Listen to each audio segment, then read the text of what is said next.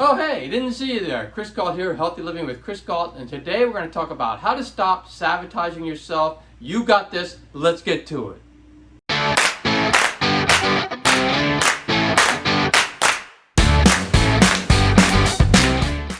Make sure you watch the full video to get the full effect, because I'm going to go over a lot of things here and they all tie together, so it won't make any sense unless you watch the full video.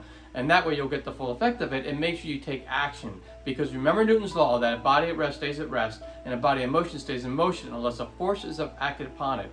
Which that basically means that if you are stagnant in your life or you're moving in the wrong direction in your life, the only way you can make a change to that is to take action. Self-sabotaging just holds you back in achieving your goals in life and prevents you from truly being happy. And there are three main reasons why we self-sabotage. The first one is fear. And we'll go into each one of these things in a minute. The first one is fear. The next one is uncomfortableness of getting out of our comfort zone. And the third one is letting external factors pull you backwards. So let's go through all three of those in detail. So the first one is fear. And that is like the fear of failing or the fear of your self-worth, believing in yourself. You know, you just have to remember you are a unique individual and you don't have to compare yourself to other people to see if you're successful or not, or if you failed or not. Just know that you are an individual and you can make your own mistakes. You can do things and it's okay to make mistakes. Just the fear of making mistakes is what holds us back completely, and you just have to allow yourself to make mistakes as long as you are actually learning from them. And just take that whole Thomas Edison example where, you know, it took him like over 1,000 times to, you know, where he failed over 1,000 times before he created the light bulb.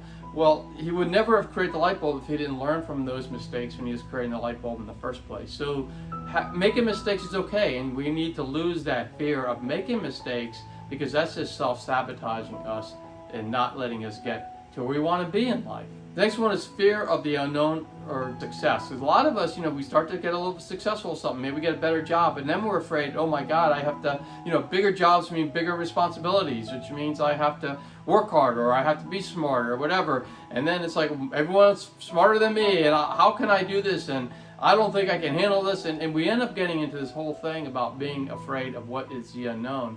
Just knowing though that everybody that moves up is in that same situation, and they just do the best they can, and that's all you need to do, is do the best that you possibly can.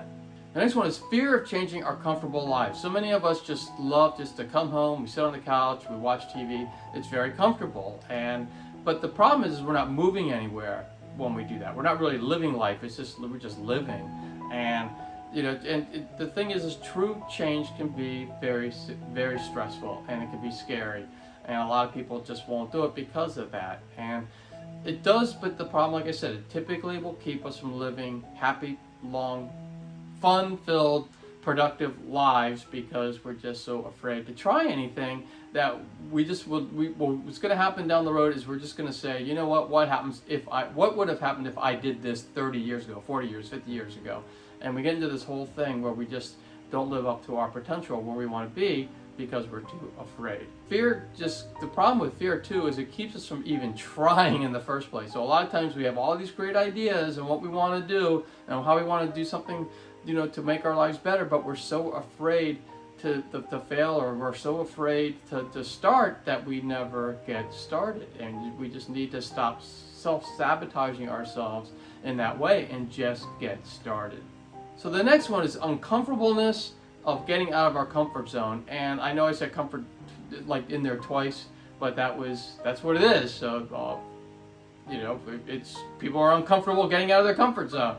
And the problem with that is because it's the hardest thing that we can do, is getting out of our comfort zone, because getting out of our comfort zone takes work, and the body is always going to fight. The body and the mind, in fact, are always going to fight to pull you back to be in a comfortable place. It's just like water. You know, it's going to follow the path of least resistance. And you know where, you know, you can actually make water go places, like, you know, pipes. You know, water's not going to bust through a pipe. It's just going to follow the pipe because it's easier to do that. It's not going to take extra work to bust through the pipe. And that's what it's like when you sometimes change your life and go after a goal, is you have to bust through some sort of pipe. You have to bust through a pipe in order to make change, because otherwise you're just flowing down the same path that you've always flowed.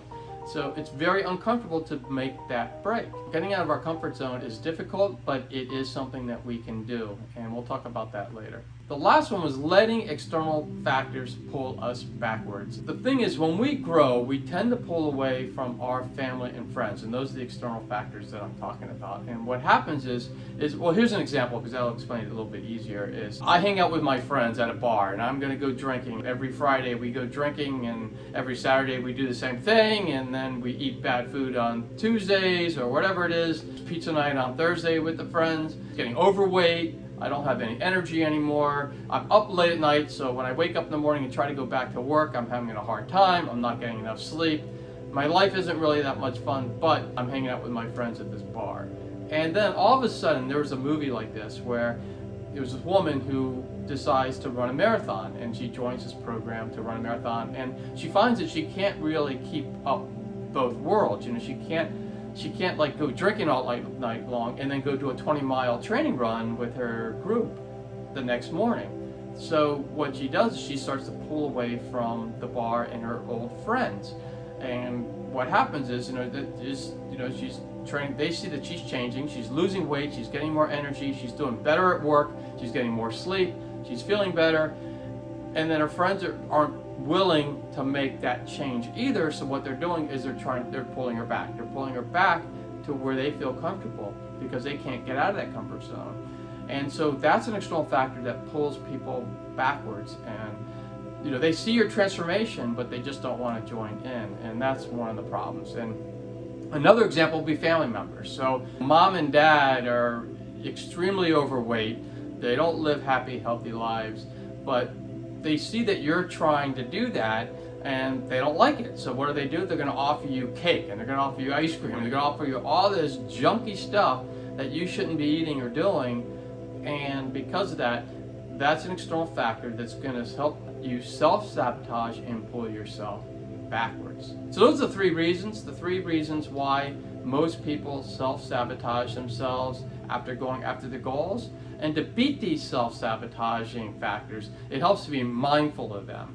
So if you're mindful of the fear, and you're mindful of getting out of your comfort zone, and you're mindful of the external factors, friends and family members pulling you back, and you're mindful that these things are going to be out there while you're going after your goals, then you can start to put plans in place in order to beat those things. They're just obstacles in your way, and you can learn how to beat those. In some cases, you might just have to drop the friends that you have that are pulling you backwards, and find new friends that are going to pull you forward.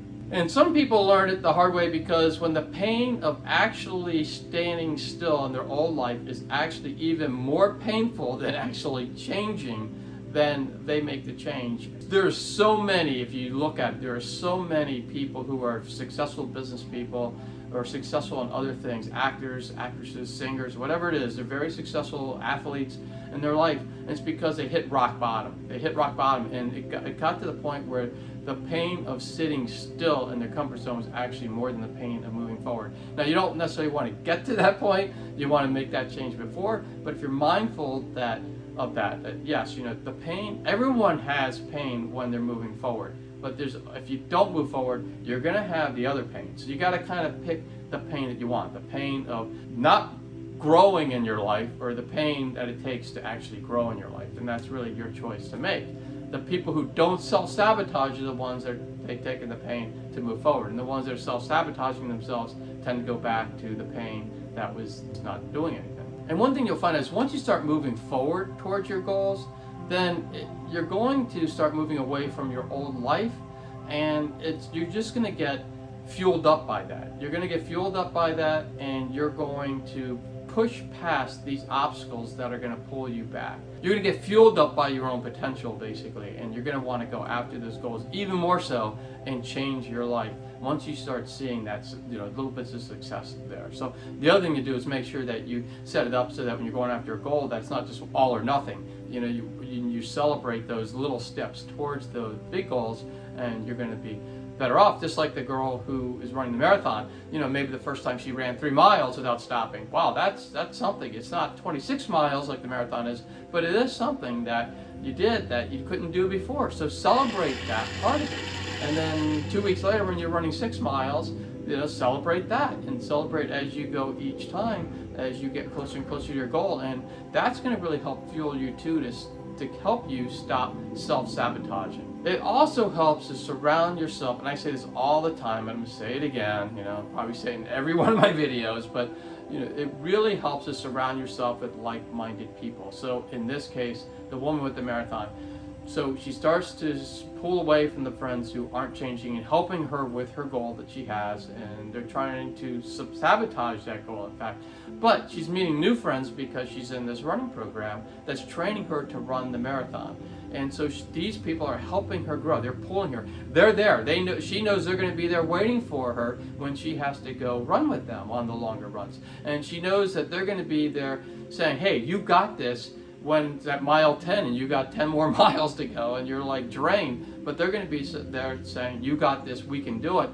And she's going to be there for them doing the same thing. And so what they're going to do when you surround yourself with like-minded people is you help each other become successful. You help each other grow, and you help each other achieve goals in life that you want to achieve. Also, just remember that you deserve to be happy in life, and you don't want life to go pass you by. I always talk about YOLO, and that is you only live once. This is not a dress rehearsal. You only live once. You got one shot at this, and what you don't want to do is be lying in your deathbed when you're 90 saying, what if, what if, what if? You want to do the what ifs while you are still able to do it. And that doesn't mean, I'm not saying, I'm 60 years old and I'm doing a YouTube channel, so it's not like, I'm not saying that you have to be a young person in order to change your life. You could change your life anytime. I was 58 years old when I became a vegan. And so it shows that you can change your life anytime you want. And I know you can do this. I really have faith in you all. You got it in you to make the change, to go after it, to stop self-sabotaging yourself. Now you know how you can do that. Just make sure you're mindful of all those factors, and you'll be able to work your way around those obstacles. Surround yourself with like-minded people. Pull away from the people who are pulling you back, and you're just going to be a lot more successful, and you're going to be much more able not to self-sabotage yourself when going after your goals. And that's all I really had for this video, and I really do want to thank you all for watching this video. It really warms my heart when you watch my videos and my channel. I just love you all. I really do, because it's just amazing that I can do this. And I really am thankful that you are there watching my channel. And if you have any thoughts on other thoughts that, to help people grow and to help stop, I can't even say it, to help them stop self-sabotaging themselves, if you have any of those things that can help people out, now remember, everything I want in the comment section is going to be helping people, not hurting them, so no bad comments in there. All comments need to be, pulling people up as opposed to pulling them down. And also, if you have any questions or anything, please put them in the comments below, and I will meet you down there shortly. And if you like the video, make sure you give it a thumbs up, because then that way YouTube knows to push it out to others who can benefit from it. And if you haven't already, make sure you subscribe to the channel and ring that bell notification, and that way you'll be notified every time I put out a healthy living video. And if you know anybody who can use healthy living videos like this one, make sure that you share the video and the channel with them so they can join in on all the fun. And for more tips on how to live a happier, healthier life, 2 videos are going to pop up any moment, and you can click on any of those videos and you can continue your happy, healthy living journey. And I will see you all next time.